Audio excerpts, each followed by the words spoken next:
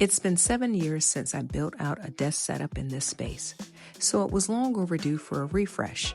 Like my original setup, being intentional about how my space looks is very important to me. After a few weeks of planning and making some new purchases, I'm excited to share the new setup.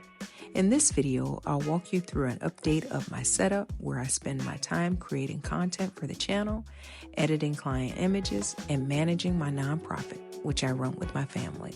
So let's get started. Let's start with the desk. For the last 7 years, I've been using the same desk I got from Target. I really needed more desk real estate, and after 7 years, it was time for a refresh. I knew I wanted a desk with functionality and modularity, and a sit-stand desk was the perfect option. So I went with the FLEXISPOT EN1 bamboo curved standing desk.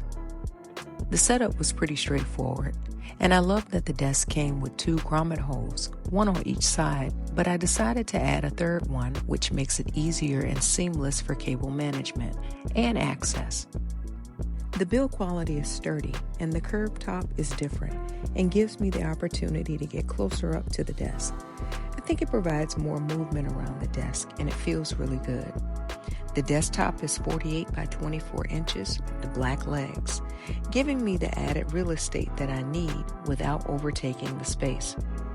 The height adjustable function allows for me to add my Ikea file cabinet underneath and adjust the desk to the perfect height. The look of this desk is clean, modern, and it fits the style that I was looking for. The all-in-one Apple iMac 24.5-inch and silver display with the M4 chip, which looks a lot like a smaller version of the Apple display, is a real pupil pleaser. The 24-inch Retina display offers brilliant canvas for multitasking. The 4.5K resolution delivers crisp, clear details. With the game-changing upgrades I added, like the 24 gig of faster unified memory and the nano texture glass and the 512 gigs of storage, I'm pleased with how this fits into my daily productivity workflow for professional use, as well as for pleasure. And I have to say, the performance doesn't disappoint either. Here's a rundown of my peripherals. This year, I upgraded my workspace with the Logitech MS Master 3 in the gray and white.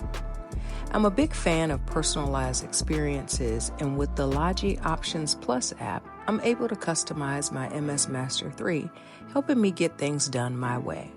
By working across multiple devices and customizable buttons, smart actions, and more, this saves me time and brings efficiency to my workflow.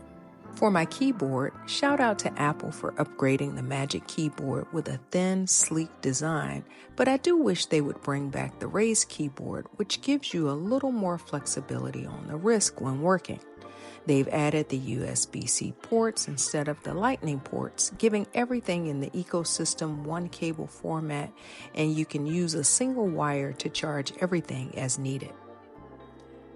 When I want to block out the sound around me, I reach for my Apple AirPods Max headphones. First generation, of course. These things are great some 3 years later. I love the feel of these headphones, and the noise cancellation is by far the best out there. These are great when I want to lock in on those long photo editing sessions. The accessories for my setup are a combination of upgrades and things that were already in my space. For my audio, I've been vibing with SONOS for years, with multi-paired speakers in my studio setup. The SONOS Era 100 smart speaker provides a finely tuned stereo sound for those days when I just want to express myself loudly or set a relaxing mood in the space. The SONOS app is available for iOS and Android, allowing the user to control various features hands-free. Despite the Ikea desk chair not being ergonomic or boasting all the bells and whistles, it works perfectly in the space. I can sit comfortably for a few hours, and I like that it's stylish and fits my aesthetic really well. When it comes to the lighting, I don't regret the upgrade to the BenQ Halo ScreenBar. I have poor eyesight, And adding this light changed things for me in a big way and reduced my eye strain. The light also adds a nice, soft, ambient light to the desk.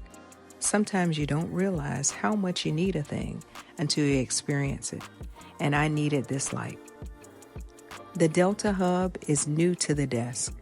The ergonomic wrist rest honestly is something I thought I didn't need and didn't know if I would like it. But it's not a bad pickup and something that I think I'll keep. It slides over the desk with ease, and it really does make a difference in how I work. The Orbitkey Desk Mat is another pickup that I thought I would try. Take my word for it when I tell you, it takes about 3 weeks for it to fully lay flat. It's a nice level up with the premium leather surface.